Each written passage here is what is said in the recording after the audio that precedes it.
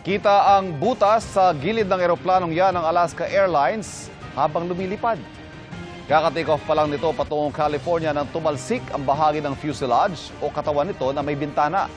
Kaya nag-emergency landing ang eroplano pabalik sa Portland, Oregon. Sa kabutihang palad, walang nasaktan sa mga pasahero.